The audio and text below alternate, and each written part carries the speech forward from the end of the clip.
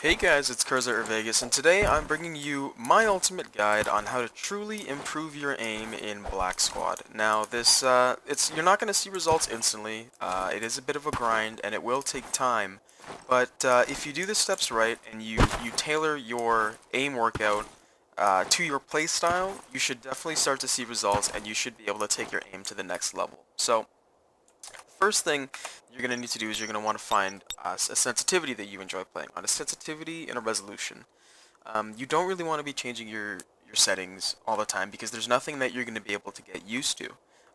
So this is my sense. I play on 6. I have no idea what my mouse DPI is, but I play on 6.3 cents and 1400 by 1050 4-3 stretched. And I've played this for every game that I've ever played on the computer.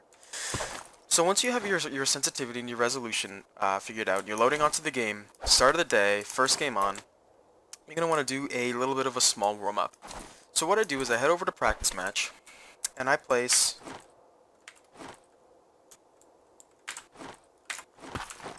some bots in a little half circle, just like this, and it's a little bit reminiscent of what I would do on Counter-Strike with the aimbots map. But what you're pretty much going to do is you're just going to start to one-tap them. Go around the circle. Let's put the sound down. You're just going to go around in the circle, one-tapping the heads. Stand still if you want. Use this to practice wrist aim, arm aim, however your aim style is, and you're gonna do this for about 15 minutes. This is just so you can get used to, like, holding the mouse, get used to head level a little bit more, going between targets, stuff like that. So after you've done that, this is where the practice begins. Now, as I said before, you want to tailor your practice routine to your playstyle. So I'll be doing it from the perspective of an entry fragger. If you don't know what an entry fragger is, it's basically, the person who's responsible for clearing a path onto a bomb site or in a certain part of the map for their support players to come in behind them. So because you can't always rely on one-taps, because some guns maybe don't have a long one-tap range or the first bullet accuracy isn't as good, first thing you're going to be doing is you're actually going to be practicing two-tapping. It's important that as an entry fragger you get into the habit of two-tapping, because, I mean, if you break onto a bomb site and you see someone and you crouch down for a full spray and you're maybe whiffing, that's not really your job. Your job should be able to push in, acquire a target, get a quick kill, get another quick kill. Just, you're basically clearing a path. So what you're going to do is you're going to place your bots. Actually, I probably shouldn't have gotten rid of them. I'll place bots in like a little bit of a, just like a circle like that. And you're going to be two-tapping. So I do this for about 20 minutes. Place the bots in like a little 180. You can crouch if you want to do it. Sometimes I'll fire off 3 bullets by mistake. This is just gonna get you into the habit of, making sure you don't get into the habit, exactly, of one-tapping. And you're getting a kill, recognizing when you should have that kill, and acquiring another target fast.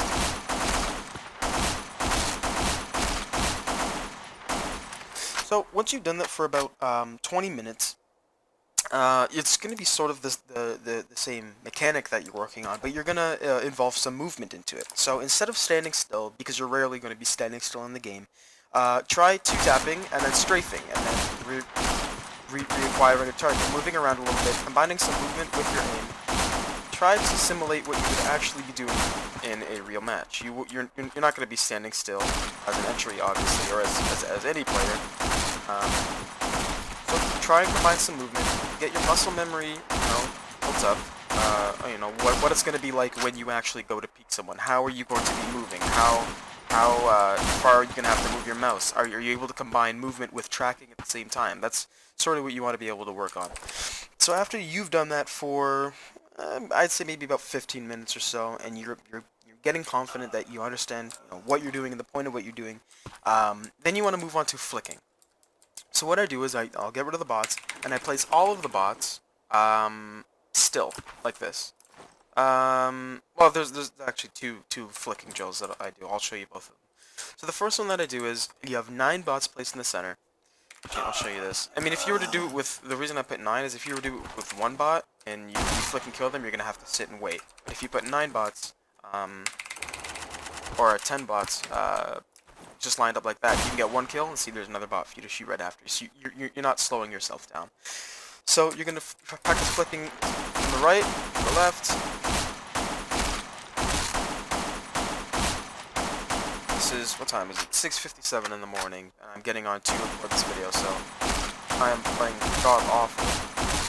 But you're just gonna practice flicking like that, about 15 minutes. Oh, that's actually, I'm not supposed to do that yet. So you can either set your bots up like that, or you can put 3, and then make sure I'm lined up. 3. And you can practice flicking back and forth between targets like that. It's really your choice. Whatever you feel like would suit you better.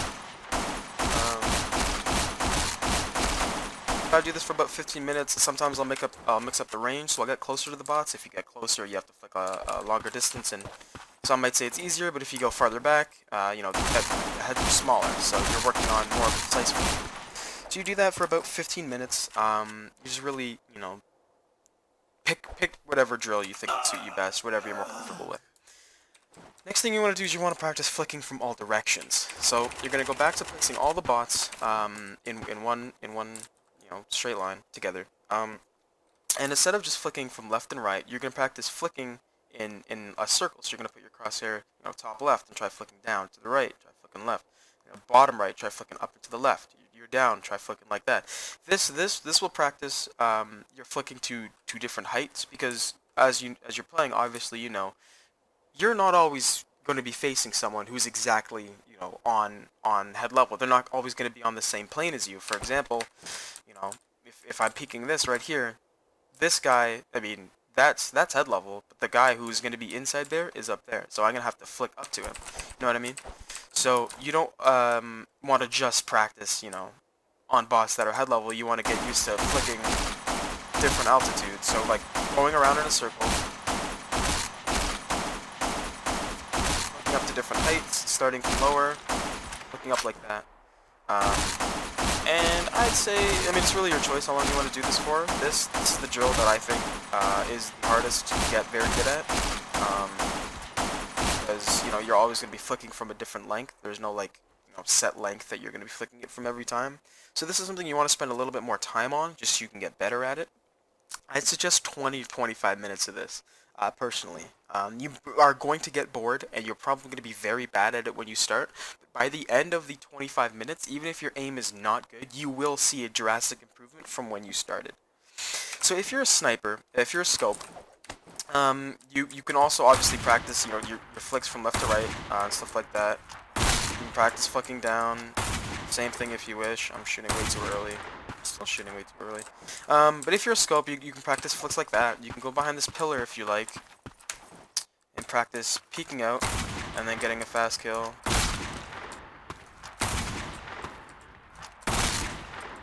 Sometimes what I like doing is I like actually closing my eyes. Because if I was my eyes open, I'm doing the same thing. I know like exactly how far I need to peek, right? I know exactly where my crosshair is. But if I have my eyes closed, like right now, and then I peek out and open my eyes, I'm not always going to be aimed right on them. So as soon as I open my eyes, then, you know, then I flick, and then I acquire my target. So you can do this, you know, if you're a sniper, do this however long, or however long you like, 5, 10, 25 minutes if you like.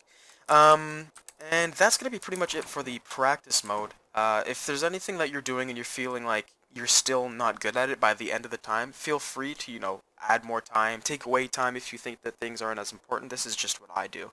So after you're done a practice match, you're going to head over to... No, actually, you're going to do another practice match. But you're going to be doing something a little bit different. You're going to be practicing your pre-aiming. For example, when you go to take a bomb site, there are, obviously, on every map, spots that are more commonly held than others, right? There are common angles that, you teams will pretty much always have at least one player in each of these spots. So I'll use Dust Shield A-side as an example. There are some common spots where people might be playing. So you might have a guy here. You might have a guy playing here who is baiting his teammate. You might have a guy playing right here. You might have a guy... I've seen this sometimes. You have a guy playing it here, maybe playing a one-way smoke. Just a little box back there. I scope this sometimes. I'm trying to think. Where else would it... No! Did I get rid of the bots? Bots. I'll have to place them again pretty fast. And sometimes you might even see someone up here. But really what you're going to be doing here is you're going to be basically running simulations. You want to practice taking the bomb site. If you're an entry fragger, this is what you're going to want to be doing. And you're just going to practice peeking angles where someone would be and trying to get that little two-tap, that little burst, and get that kill as fast as you can. So you don't need to start your time watch for this, but you're going to want to make sure, obviously, you have a full magazine, and try and do it in one magazine. Try and do it so you don't have to reload. So the route that I usually do it in is I peek this guy, peek that guy, peek that guy, peek that guy. And if you peek this properly, you're not going to be shot. Like you might get shot in like the leg, but that's if this guy has really fast reaction times. So it also helps with you not peeking out too wide, and you peeking at that frag, jumping GL over, get that pick, and then the final kill right there. So if you run this over and over again, I sometimes will sit and I'll put on like a podcast or something. I can sit and run this for hours.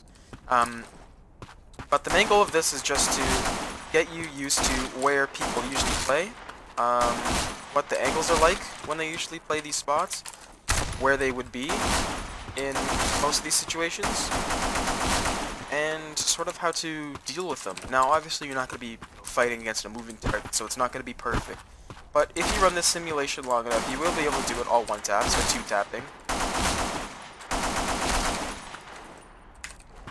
Aim is not the best, so I'm probably the wrong person to be showing you this. But I'll maybe run that, anywhere from 20 minutes to 2 hours, as I said. Time really flies if you can maybe put on a podcast or some music, but still maintain your focus. So after this, after I've done warm-up, I've done practice drills, I have, practiced my pre-aiming. At that point, I want to go to a custom match, and I want to play a bot TDM. And I really only do this to combine all of the skills that I practiced. So I'll do 3 sets of 250 kills, so 750 kills total. Set it to 20 minutes. I do Harbor Noon just because it's a map that has a decent amount of elevation where you're not exposed to like 20 enemies at the same time. And I'll go and run this for about 3 times. 750 kills to maybe 1,000 kills, whatever I'm really feeling. If I have maybe a match coming up, or we're going to be scrimming all day basically against teams, I'll maybe do this for a little bit longer. Just I stay warm throughout the day. And as I said before, your objective here is to really combine all of the things that you just practiced. So your movements, your flick aim, your two-tapping, your getting a quick kill quick, and then reacquiring another target quick before you can be shot, before you can be traded out.